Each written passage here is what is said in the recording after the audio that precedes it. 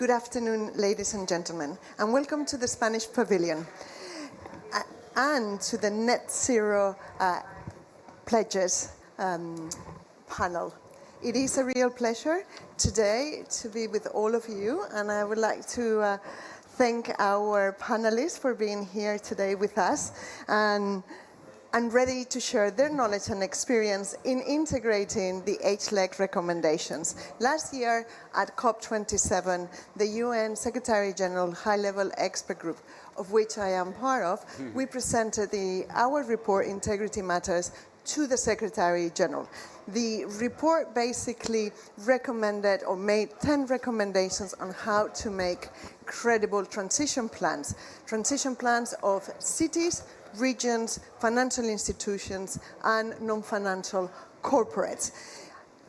The reason why we presented the report to the Secretary-General is because the previous COP, at COP26 in Glasgow, the Secretary-General expressed his concern about the lack of credibility in many of the transition plans, and the very fact that despite the numerous pledges to and commitments to net zero, very few of those were actually turning into real action. And he wanted to start being able to appreciate the real committers and differentiate the real committers from those who were greenwashing and trying to obviously progress the agenda and, more than anything, turn all that work and all those pledges into real action. Now, 3 days ago, I lost it, 3 days ago, on December the 3rd, the Secretary-General had another meeting or event, I should say, where we did a sort of like a stock take of what has happened this year in terms of the implementation of the recommendations. That was a high-level event, and it was also a high-level overview, implying the 4 types of non-state actors. What we're going to do today is do it a little bit the same, but much more in detail, and focusing on financial and non-financial corporates. And how I structured the session is we're going to go one by one of the recommendations, and our panelists are going to tell us their reaction, how they have progressed on that with respect to that recommendation, and what have been the challenges, because not always is easy. We understand, and the HLEC is very aware that what we set up was the North Star, right? That's the direction of travel where we need to get. Doesn't mean that we need to be there today, everyone, but that's the direction of travel. So we're going to look at each one of the recommendations. What have we done? What have been the challenges or opportunities that we found, and we'll have a conversation on them. With that, let me introduce you to our panel. First, José Entrecanales, Chief Financial and Sustainability Officer of Acciona Energía. Welcome. Afterwards, Yolanda Fernández, Head of Environment, EDP. Thank you. Then Tony Vallabrida from BBVA. And then Gonzalo Sáez de Miera, Chair of the Grupo Español de Crecimiento Verde, and then Ramiro Fernández, Campaigns Director of Climate Champions Team. Welcome, all of you. So let's start with the first recommendation. The first recommendation basically started saying this is about when you do or when you commit publicly to net zero. The first thing you need to do is to set your targets. And those targets is not only to 2050, but you have to set targets in the short and medium term. Short term, ideally starting in 2025, and then for every 5 years. Now, those targets need to be aligned and compatible with the trajectory and the pathway that has been set up by the IPCC or the IEA of limiting global warming to 1.5 degrees with no or little overshoot. And the main reason behind the idea of the short-term targets is because the majority of CEOs that they are today, they're not going to be there in 2045, right? And what we need is, we need the people to start doing the work today, and we need those strategies to start being implemented today. So, Jose, can you tell us, where is Acciona when it comes to setting its targets? So thank you, Elena, thank you for the invitation to this panel. At Acciona Energía, we have a strong commitment. We've committed to the Science-Based Targets Initiative, which we believe is the most stringent regime and objective model that we can adhere to. We've set an objective of a reduction compared to 2017 baseline for Scope 1 and Scope 2 of a 60% reduction in emissions by 2030 and a 90% reduction in emissions by 2050. And in Scope 3, a 47% reduction by 2030 and 90% by 2050. So those are ambitious goals. I think it's important to make a couple of comments, if I may. The first is the urgency of making these pledges, setting these net zero targets, and committing to them. We are all talking about and aware that we're very much off track in terms of our progress towards the 1.5 objective. We're headed towards 2.5 or 2.9 degrees of warming by 2050, and we're seeing the implications of that in our everyday life. September 2023, according to NOAA, has been the hottest month on record, not just compared to prior Septembers in the history of recorded measurements, but compared to any month in the whole track record. It is the most anomalous month in 170-something years of recordings. So it's something that is very real and is picking up in speed. It's extremely urgent that we commit, that we set these objectives, and we have implementation plans that are consistent. Secondly, you mentioned we need to have a North Star. We need to have 5-year objectives. I would go even further. We need to have yearly and if not monthly objectives of how to get to that 1.5 degree target. We need to be aware of the challenges that are involved in getting to that target. That 5% annual reduction on average that we need to all aim for to get to 1.5, that is not going to be for free. We need to be very aware of what we need to do, what it means in terms of investment and in terms of monetary investment and in terms of effort to get there. It's not a 5% reduction, linear reduction year to year. It's 5% reduction in the context of businesses that will want to grow. If you're a business that wants to grow at a double-digit percentage per year and you're having to reduce 5% per year your emissions, that is a massive effort you're going to have to go through. And secondly, we need to be aware that the cost of abatement of the marginal ton of CO2 that you're going to be abating if you achieve that plan is increasingly more expensive. Arguably, the first ton of CO2 of Scope 2 emissions you can reduce using guarantees of origin, LGCs or RECs or whatever. The instrument is at a cost between $10 to $30 per ton, depending on the country where you're in. If we're talking about the marginal Scope 1 emission to replace fuel or diesel in your trucks, in your light vehicle fleet, we're talking about anywhere between $300 to $400 per ton of CO2. So we need to be aware that there's a cost to this and a massive effort that companies need to go through, not just because of the increasing marginal abatement cost, but because we're talking about it in the context of a growing economy and growing companies. Right. Thank you. We had a couple of days ago a very interesting panel that we discussed that decoupling of growth from emissions reductions, which I think is a really critical point. But let me now ask Yolanda. One of the things that the report said when it came to the first recommendation is that it's not only yes, we need to reduce emissions at least 50% by 2050, generally speaking, but obviously, there is a difference depending on the countries, right? And that those who are in developed markets, they should go farther than that. In fact, in Europe, we have a target of at least 55%. So could you tell us, Yolanda, how is EDP, how are you setting your targets, and whether or not they are fully aligned with the at least 55% reduction of the EU? Well, we are working globally, in a world that is global. So we are a multinational, and we set the targets. But I would say that we don't set the targets. Really, we set that strategy, because all our business plan is developed around the commitments that we are doing. And really, you need to take steps one by one, because as you said, it's not a matter of reaching 2050 with certain reduction. We fixed by 2025 that we will be coal-free. We are going to close all our coal facilities. We will be 100% renewable by 2030, and we are going to be net zero by 2040.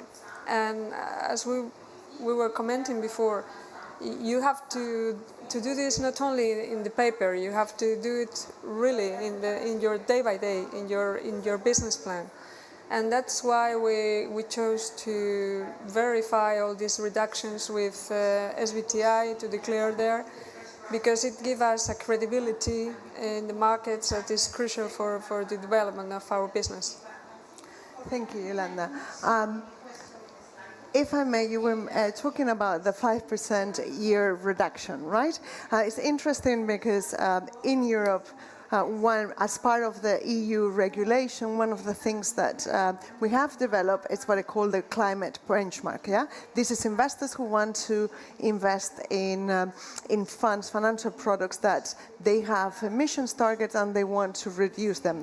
There, the reduction level per year is 7%, which is in line with at least 55% reduction. So that means that financial market participants need to reduce their portfolio on a 7% reduction per year. So how they're going to choose the company is on that, using that as a parameter. Also now, we have quite a lot of investors, increasingly more, adding to their ESG, so sustainable finance products, which make up around 56% of the market in terms of assets under management. Now they're starting to set targets at portfolio level. So it's really interesting to see how that pressure from the investment community is coming into companies. But let's move to one of probably the most, how would I call it, sticky points or burning issues within this space, and probably the one recommendation that it took us the longest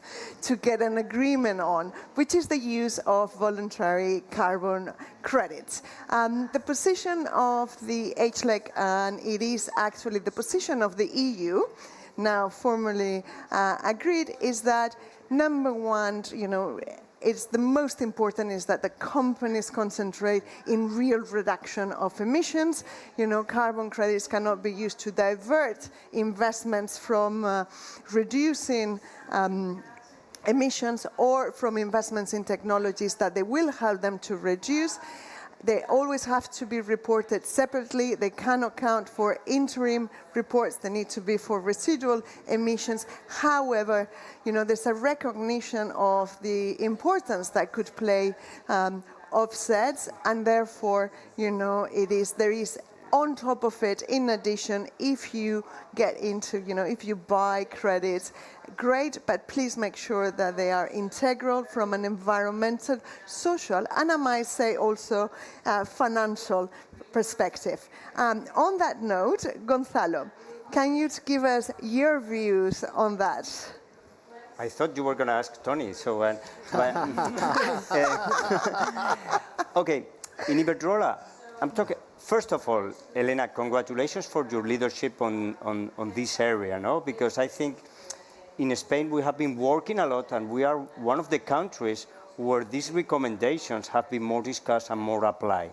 So we have been working with the Spanish Green Growth Group last year, trying to involve more and more firms in this agenda that we think is the right agenda to accelerate climate action in the business sector. And I think some of the firms, the Spanish Green Growth Group, have presented transition plans in line with that, but more and more, we are seeing more and more interest from other industries, that didn't have this interest only 1 year ago, to present plans on in this line.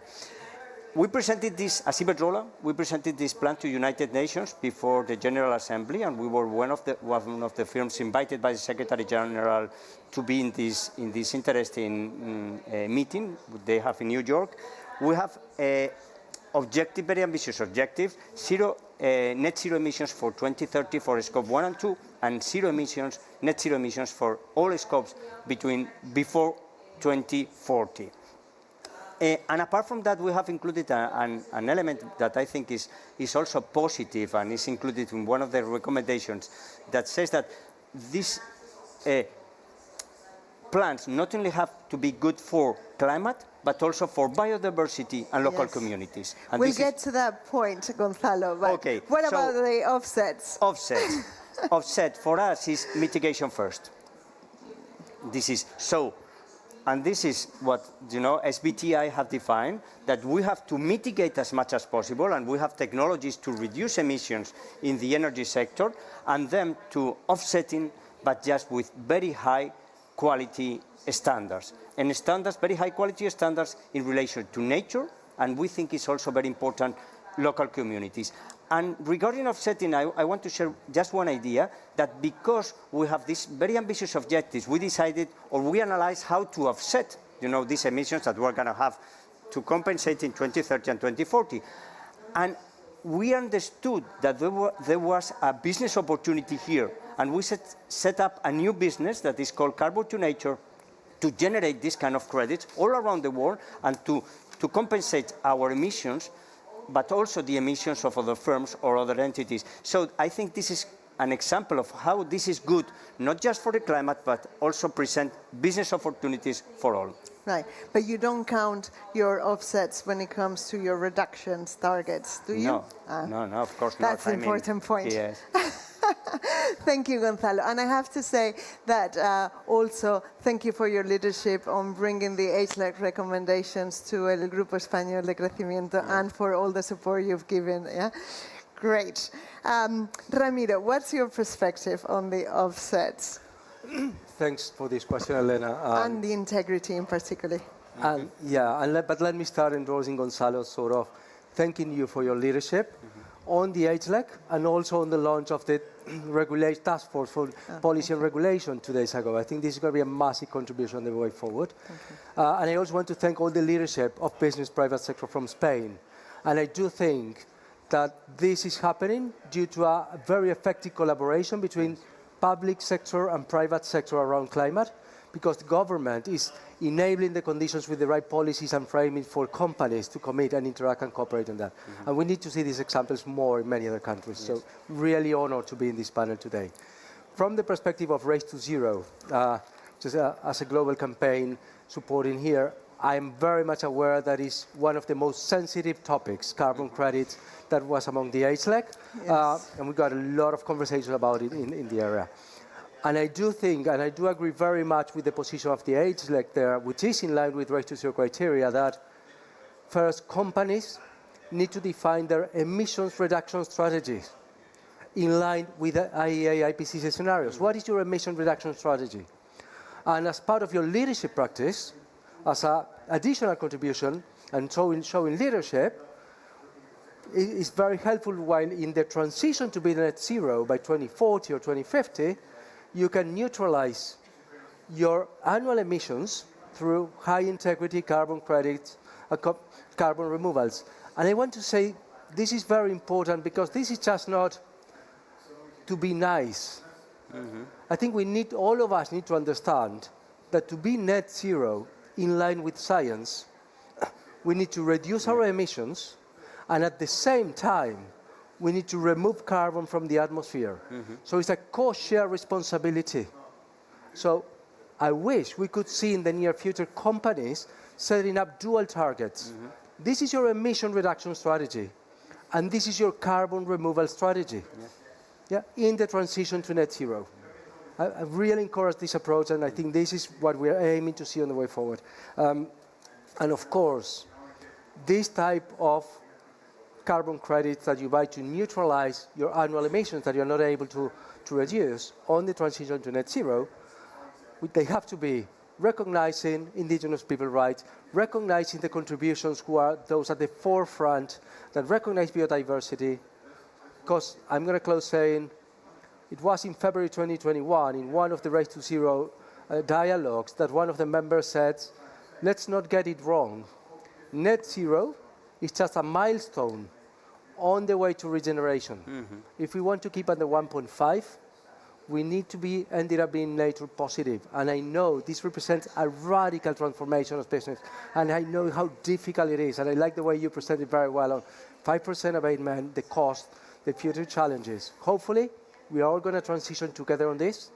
So it's going to be much more easier, and the innovation is going to make us accelerate this process much faster than we expect today. Thank you, Ramiro. I think that what is also really important is not the transparency and how you account for the offsets, but really the environmental and social and financial integrity. On that respect, a couple of days ago, we also had a panel that presented the IOSCO recommendations on how to foster the financial integrity of the market as well. So I think that those three areas need to be really, really enhanced in order to give some real value to the voluntary carbon market. On that note, let's move to the core of the recommendations, which is the transition plan, right? The transition plan, it's where everything starts and finishes in a certain way, right? And the HLEC, our report made a critical point of how important it is that transition plan is consistent and aligned, and now I'm going to start saying with the different areas and different aspects of the company. And I'm going to start, what I'm going to do is I'm going to touch on a few of those for different to ask each one of you. Right? So, meaning, let me explain it. When you develop your transition plan, it cannot be separate from your business strategy. You were talking about it, right?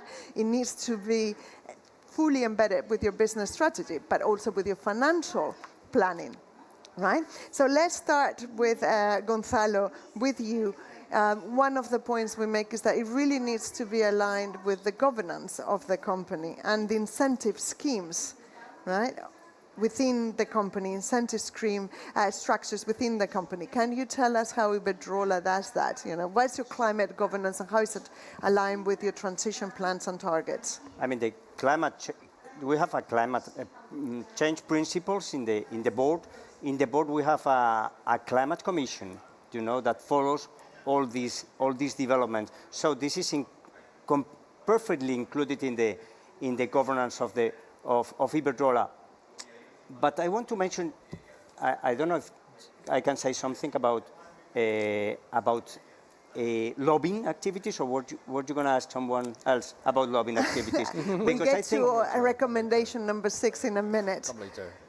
Okay, so I leave But you're others. laughing. Okay, so I leave others to speak about it. Okay. That's fine, Gonzalo. I will go back to you when we talk about the aligning with development. So we mentioned it has to be aligned with the governance, right, and then incentive structure, but also with the financial planning, and with that, with the capital investments, right? It is probably one of the most tangible ways of seeing that a company is walking the talk, is to see, you know, how are they investing their money and whether or not that is aligned with the 1.5 degrees in Europe, and increasingly more and more in other jurisdictions. We have the taxonomy that allows you, right, that allows you to see, to ensure, you know, that those investments are aligned with 1.5. We had this year the first reporting on CapEx alignment with the taxonomy. Jose, you're getting my favorite questions, you know. How is Acciona capital expenditures aligned with this transition plan and with the EU taxonomy?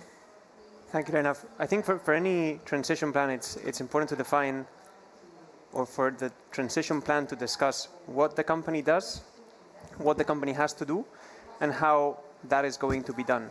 For the first part of the equation, what the company does, the European taxonomy, I think, is a very useful tool, which guides the sort of activities that contribute positively to the energy transition.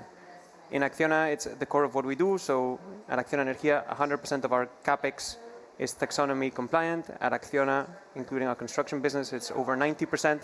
So that is the tool that we use to measure how we're tracking against that metric of how contributive our strategic plan, our business plan is with European taxonomy.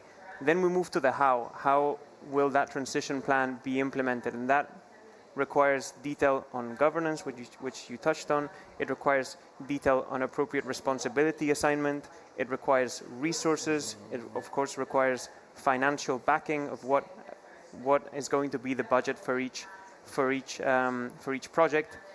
Let me give you a couple of examples of a few tools that we found that at Acciona have been particularly useful. One is having a carbon budget. So a carbon budget that is not only defined at a business department level or business unit level, but at the project level, individual budgets that are set ex ante and that define exactly how many emissions a project will and can emit. And number two is defining a clear internal carbon price, which we've been doing for a few years now, since 2016. And this is it's not just an accounting or virtual exercise, it's a real cash contribution from each business to a common fund. And that money is then used in a decarbonization fund to promote decarbonization projects, which are in turn presented by the businesses themselves. So every employee in the company is open or can present proposals to that decarbonization fund that will use the funds that have been collected through this internal carbon price to fund these decarbonization projects. So those are two tools that we found have been extremely useful. And one final thought on transition plans, which I think is important. I think there are many templates out there of how these transition plans may look like.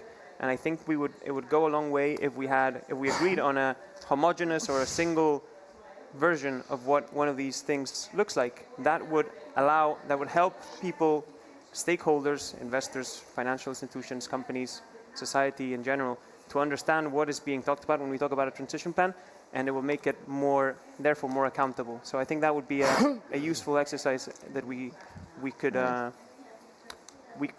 aim for. Yes. Very interesting, because there's a lot of talk about those famous, transition plans, how those transition plans should look like, and which type of template they could, eventually follow. What we do have, as we know, a few days ago, the European Sustainability Reporting Standards were published in the Journal of Europe, and that actually gives you a list of data points, quantitative and qualitative information that you do need to provide by law, and that is going to be verified by, a third party, independent third party. Very interesting. For the time being, it's going to be limited assurance, but in a few years' time is going to move to reasonable assurance for those that are not, we don't need to be experts on assurance, but basically what it means is they're going to have the same level of relevance and under the law than financial reporting, with everything that implies. So I think your template, at least from a legal perspective, has already been given to you. I think that the question is how you're going to complement that when you want to, describe more in detail certain parts. Yeah, but it's a very good point, and I hope we have the opportunity to work on that. Now, Gonzalo, you're getting all the great questions. No, I'm joking. The other elephant in the room, or the sticky point, that is difficult always, is the phase out of fossil fuels, right? That was also probably the second of the issues that it was hardest to agree. Now, the HLEC report, when it comes to corporates, it says that you need to set specific targets on your phasing out of those fossil fuels, and they need to be in line with the trajectory we just mentioned before. So, Gonzalo, what is Iberdrola doing, and are there any specific challenges that you're encountering? In our case, we have defined objectives of net zero scope 1 and 2 in 2030. That means that all generation by 2030 will come from renewables. So apart from that, we are. That's the main point. No, I was saying that, and we have a commitment not to build new fossil fuel plants from now. So, in the energy sector, what I think is that objective of no generation from fossil fuels before 2030 is viable because we have renewable technologies, and in the case of in 2030 there may be some generation from fossil fuels, but it will be compensated with high integrity standards and what? Okay. Thank you, Gonzalo. It's not the same challenge for non-financial corporates than for financial institutions, yeah? Right, Tony? Tony, Yeah. it's one of the most difficult, right? Probably one of the most difficult of the recommendations is the phase out of fossil fuels for a financial institution. Having worked for one for 10 years, I know exactly what I'm talking about.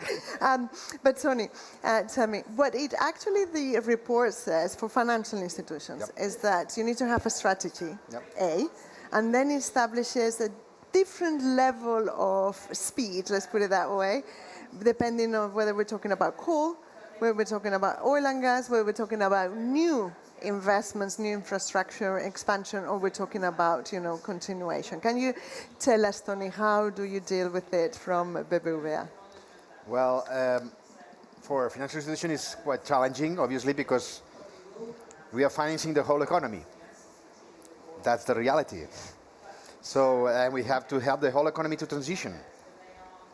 Even those business models are in those sectors difficult to abate, we have to see how we can help the transformation of those business models. So that's absolutely critical, no? So, well, we as a member of the Net Zero Banking Alliance, which is the framework that we use to define our targets, science-based targets, by 2030, we have set targets in key sectors, and one of the sectors is obviously fossil fuels, oil and gas, and coal.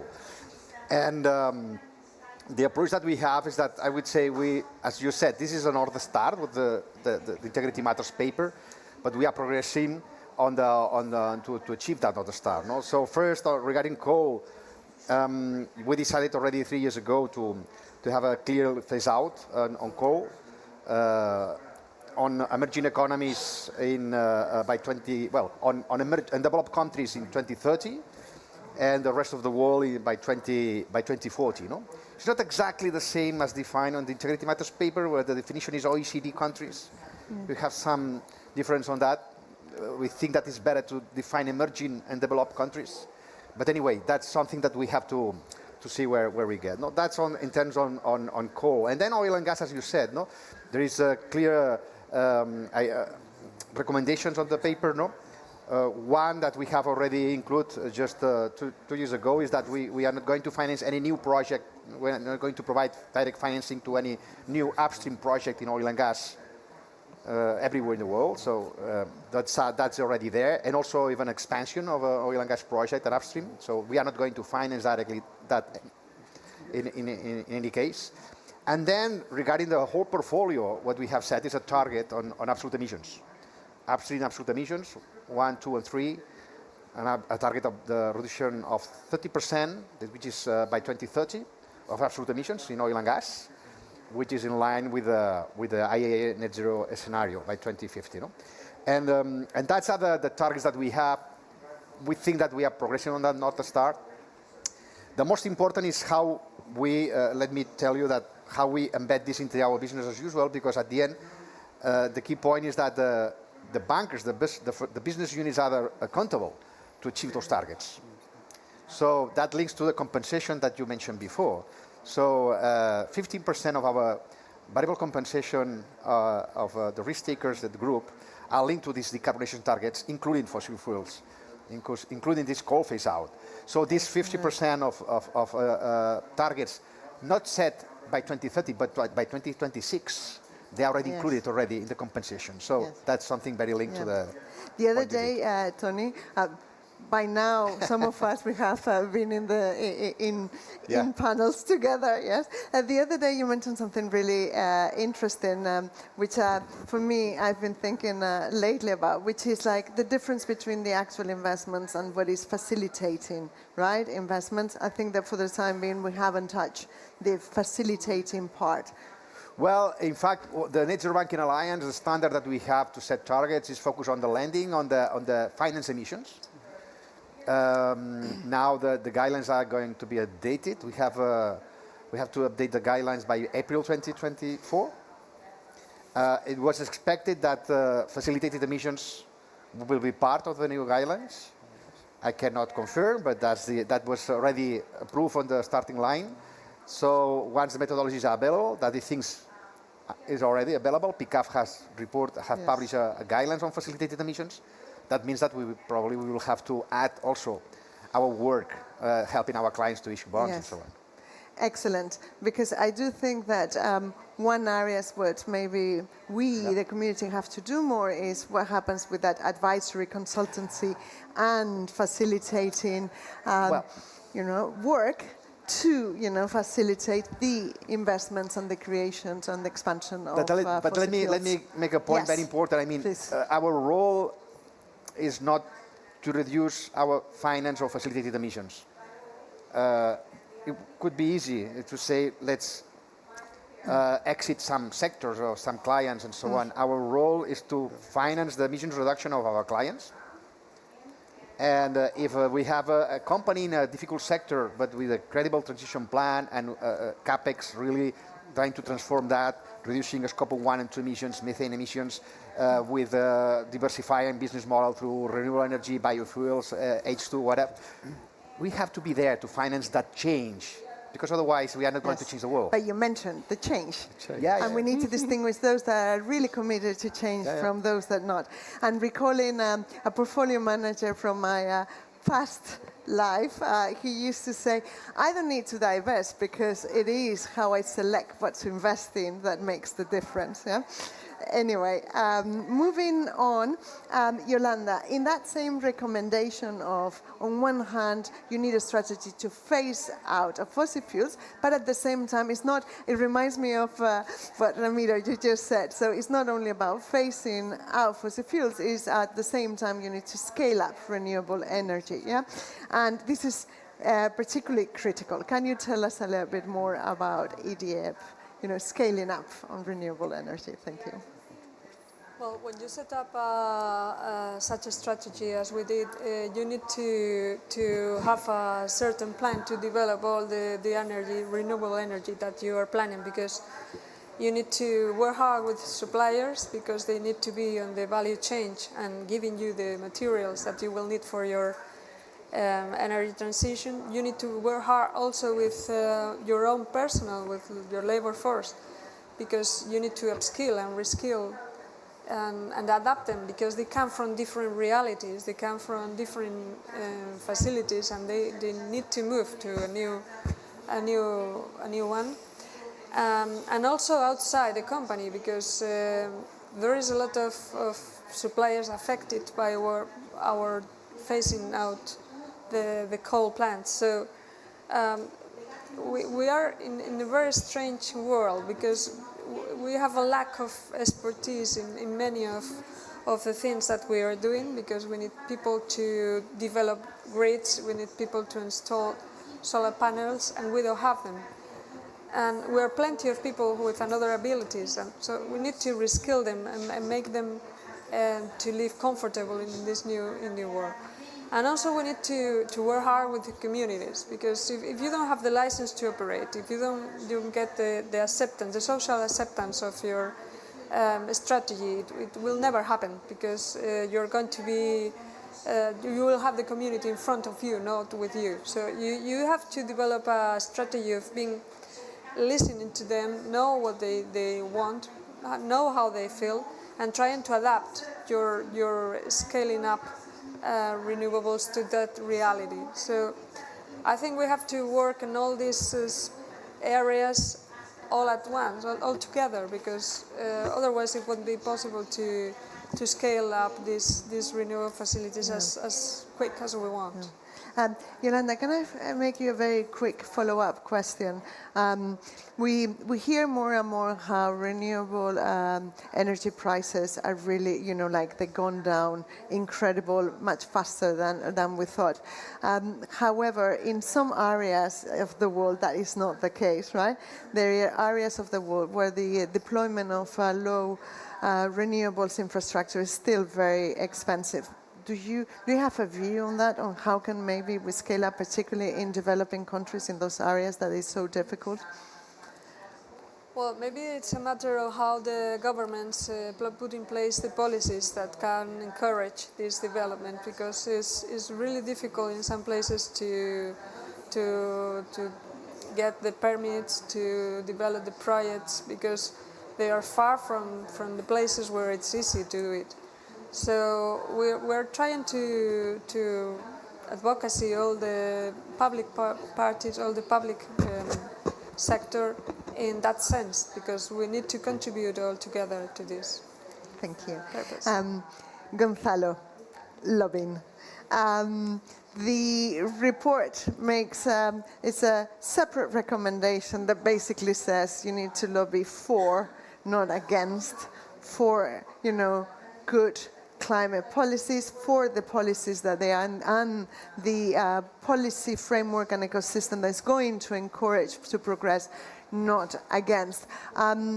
Gonzalo, I have two questions around that for you. The first one is that one is, how do you internally, right? How do you internally ensure that lobbying is fully, your regulatory affairs teams are fully in line with the positions on your transition plan and your net zero pledges? The second one is a little bit trickier, yeah?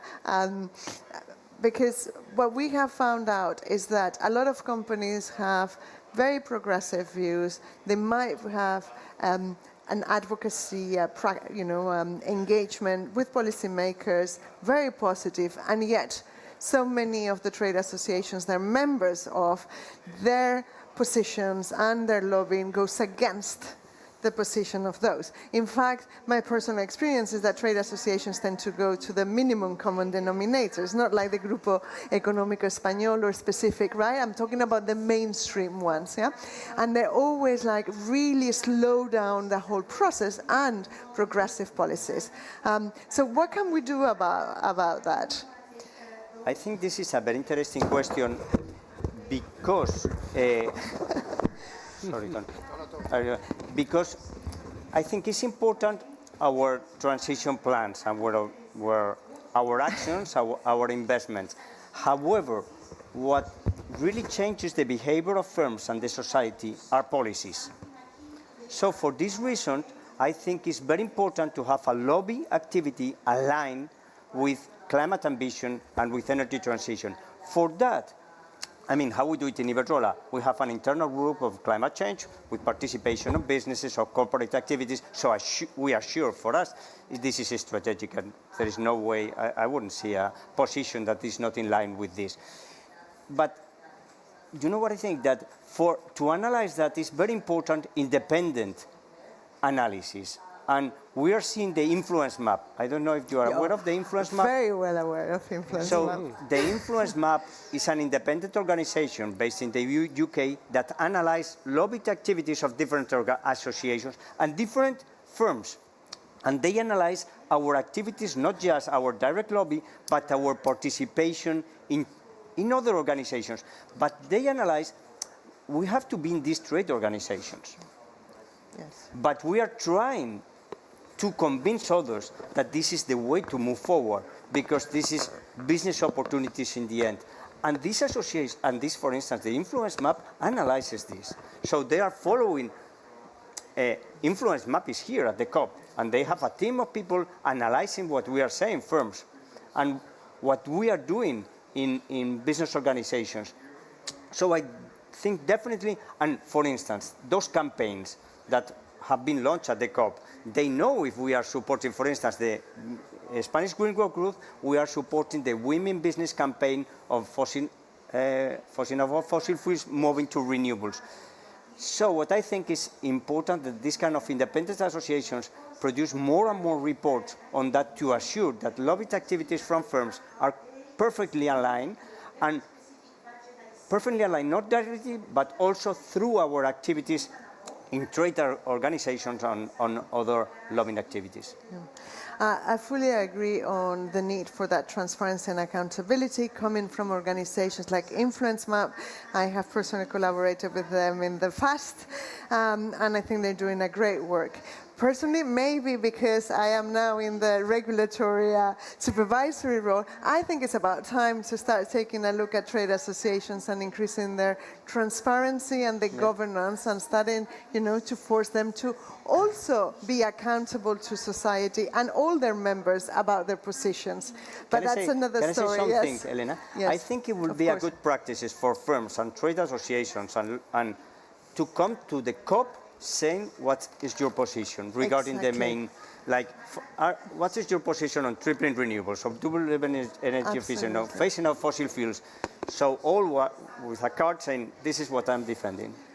Absolutely. I would go farther than that. I think that some of the trade associations should publish from all the different regulations in Europe, directives that are being negotiated, what is the position, exactly position on that. Because then we could hold them into account. But maybe that we take it back home. That's for next year at COP. Let's move to the next recommendation, Tony. One of the points that the HLEC made very strongly, and I think the EU taxonomy makes even stronger, is that we're not going to get to net zero unless we also deal with the other environmental crises, with the other environmental objectives, where we talk about biodiversity, we talk about adaptation, water, etc. And we make a very strong point around that. And of course, one of the key environmental objectives is biodiversity and nature and that. So tell us about what you're doing in that area. Well, here we go beyond the Net Zero Banking Alliance requirements, because the Net Zero Banking Alliance principles framework is focused on climate. That's the reality. So we decided, obviously, to have more holistic approach to other interlinked challenges that we have, and nature is one of these. This is one of the most difficult recommendations to implement. I am sure that, well, all four institutions here were recognized, and we attend the Climate Ambition Summit in New York. So this is a good signal that we are progressing on that North Star. But nature is one of the most challenging ones that will take more time to make it. But we are already working on this. We have already done a heat map understanding the dependencies and the risks that our lending portfolios have today, and understanding where are the key materiality sectors that we need to assess better and see how we can help our clients to manage their risk and leverage the opportunities. We have also identified the key metrics in 5 key sectors linked to these impacts and dependencies.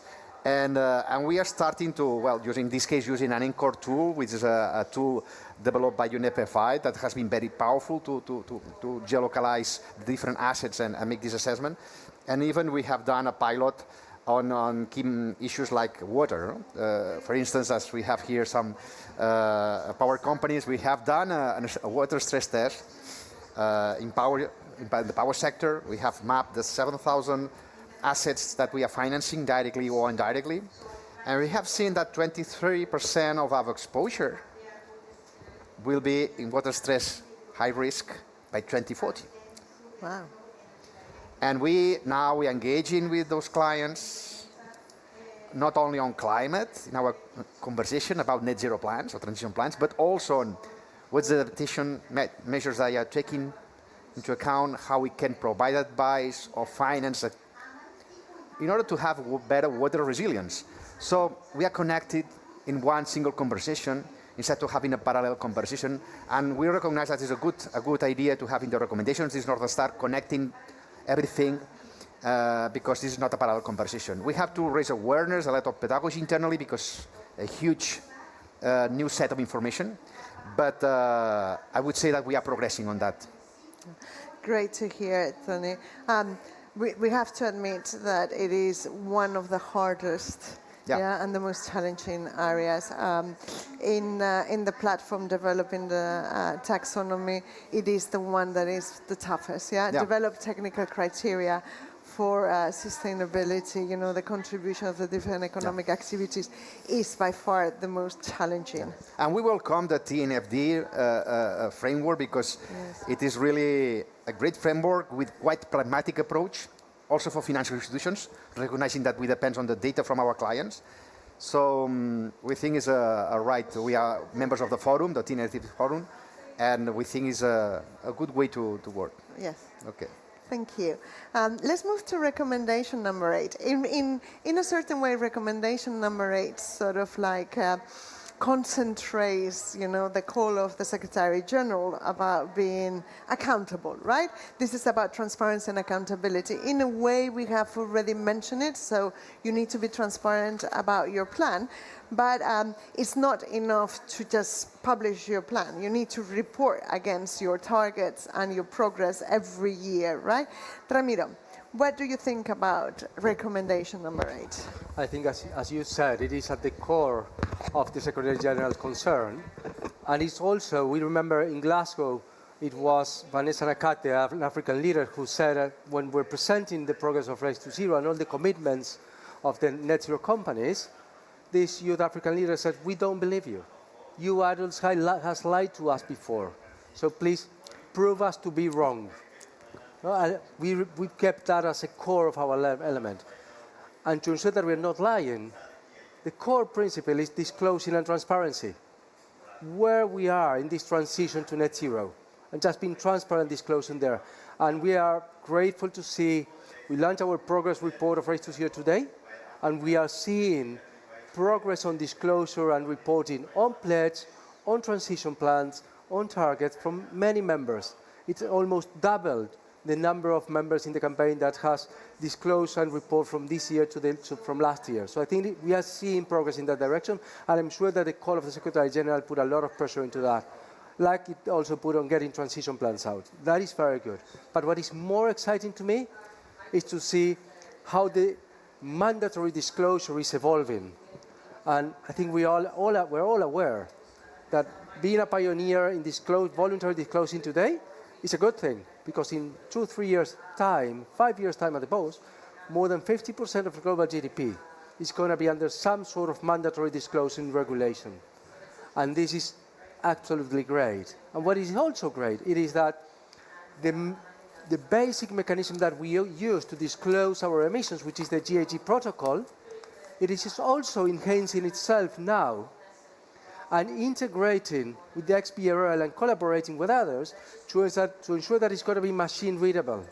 So in the moment that we have mandatory disclosure that is machine readable and artificial intelligence can collect all this data automatically, reporting on climate measuring is going to change substantially. Yes. And this is going to be all reflected in the financial auditing statement that we want. So really congratulate those pioneers that get in ahead of the curve, because we're going to have to do it anyway in a very short period of time. Yeah. I mean, you're so right. Well, this year has been a massive, I mean, we have progressed massively in that area with the international sustainability standards on one hand, the board, and with the European ones that they are compatible with the ISSB, but they go much, much farther. Before we already talked about, you know, how they're going to be mandatory.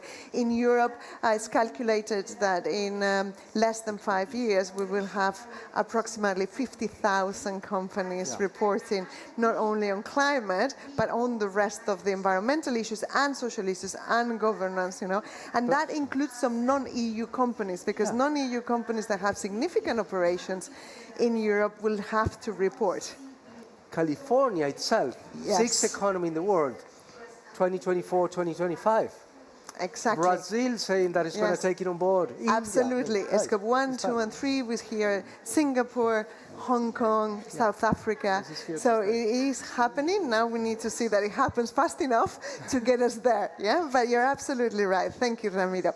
Jose, you mentioned before, you know, we were talking about that 5%, the reduction. How do you get your emissions reductions verified? Is that how complex it is to get, in a large company like Acciona, with so many operations? For us, the main challenge, perhaps stating the obvious, I think scope 2, and to the point we were making before around the cost of abatement and the relative difficulty, as you advance in your transition plan and as you move forward in that reduction curve, it becomes marginally more difficult. For us, scope 2 is relatively easier and cheaper to implement or to reduce than obviously scope 1 and scope 3. Our main challenges are in our construction business, our infrastructure project construction business, reducing H1, fuel consumption. How do we replace that with HVO, synthetic fuels, methanol? Where do we source those fuels, those substitutes from, at what price, and how do we do it reliably? That is a challenge we're facing, which is not an easy one. And the second biggest challenge is scope 3. Not only measuring, or maybe starting with measuring scope 3. Once we have a clear view of what our scope 3 footprint is, then how do we tackle our scope 3 emissions from a transport perspective or logistical supply chain perspective, from an equipment manufacturing perspective? How can we translate our transition plan and demand that our suppliers do something similar with a similar ambition without losing our competitiveness as a buyer of those components? So those are the two main challenges that we're facing. Thank you. It's worth to underline the importance of a scope 3, right? A scope 3 is, yes, probably the most challenging, not for all sectors, but for most sectors, particularly the finance sector, but it's clearly where the largest percentage of emissions are and what it makes the difference. So thank you so much. I want to move to the 9 recommendation, which is critical. I mean, so many times we forget that the social angle is probably the most important of all of them, right? First, because it is, if we don't bring everyone with us, the transition is not going to happen. We need to put just transition at the very core of a transition plan, and it's not only the employees, right? You were talking, Yolanda, about how difficult it is to get the skill, that position, but also the impact in the communities we work, and what does it mean for accessing, like the basic needs, access energy, for example, for the most vulnerable populations. I would like to ask both of you, Yolanda from a non-financial corporate, and then Tony, and particularly Tony, if you can develop on the recommendation that we make about, how financial institutions can contribute, working in partnership with multi-development banks in this area. Yolanda. Well, as I said before, I think that it's crucial to have this collaboration, because between all the actors in the transition. We, as companies, we have a responsibility to put in place these transition plans. We are doing that for the sites where we have the coal plants, betting hard on hydrogen storage, renewables and flexibility. But for doing so, we need to get in contact with all the social agents and test the trust that they have with us, the trust that they have with our plans, and work on it. Otherwise, it will be possible. So, thank you, Yolanda. Tony. Yeah, I would say that this transition, the transformation of the world, will only happen if we achieve 2 conditions. We have to have economic sense, and it has to be fair. These are preconditions, absolutely critical, the massive change that we need. Without these 2 conditions, we are not going to succeed, full stop. So for banks, as we are in such a presence in emerging economies, 2/3 of our gross income comes from Latin America, from Mexico, from Turkey. It's absolutely critical to partner with MDBs and see how we can mobilize more private capital to the regions. We have a problem of high risk. We have a problem of that we have to redefine the architecture that we have on the financial institutions worldwide. And then we work a lot with all MDBs in the region, IDB, IFC, CAF, EBRD, and others. And that's the first point. So we partner a lot with them to promote sustainable finance at the scale.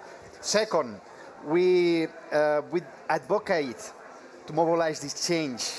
And that's the reason why we are members of the high-level expert group, the European Commission, to mobilize more sustainable finance to low and middle-income countries. So we are pushing and providing recommendations also to the Commission to help in this transformation. And third, we partner with others. And a good example is the partnership that we have in Colombia, which is a country platform, together with 6 financial institutions and also 6 companies from the real economy, to partner all together to see how we can mobilize more sustainable finance in the country and also working with the government. So that's, I think, partnerships, advocacy, and then financing through the MDBs, I think, is a key success factors.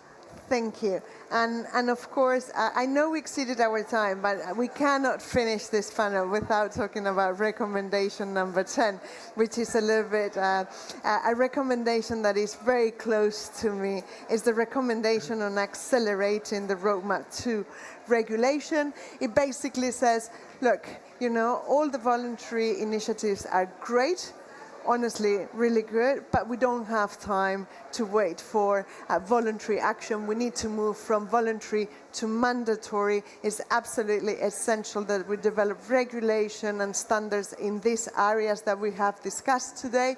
And it's absolutely important to start thinking about the ecosystem of the policy framework, right? Not only individual policies, but the whole ecosystem. And you already advanced it, Ramiro.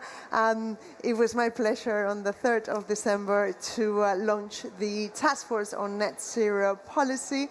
That is going to be taken. It's been driven by members of the HLEC. And we have international bodies from the UNEP-FI, UNTACT, V20, IFRS, also the Financial Stability Board and the OECD have expressed their interest to join together with the new Greening Financial System, and the UN-supported PRI will host the Secretariat. And at the event, the Secretary General already said that we will see each other next year to see how the progress has been on the 10 recommendations. Ramiro, tell us about your opinion on recommendation number 10. Just to say, Race to Zero has been supportive on this transition from voluntary climate act to regulation and policy and regulation, because we know individual entities, either as companies, cities, or in financial institutions, you cannot reach your net zero targets on your own. It's impossible. This is a race in which we all win or we all lose. And for that, we need the policy and the regulation that provides the enabling environment for us to transition all together and make it faster and more effective. And that's why what is needed is to create this enabling environment that is going to help us all to accelerate this transition. And this will raise the floor to ensure that all has the same responsibility and give the opportunity for those who are pioneering and competing in this space to take advantage of this competitive capacity of being proactive on climate. So let's all call together and support this task force to have the right policy and regulation in place, the sooner the better. And you can count on the high-level champions for this. They're very supportive of this task force. Thank you, Ramiro. So basically, integrity matters and policy matters. Thank you so much. With that, we're going to end policy this panel. Make it happen. And policy making needs to happen. Absolutely. With that, thank you so much. Please join me in a round of applause to our panelists. And we shall see all of you next year, and let's take a stock take on the HLEC recommendations. Thank you.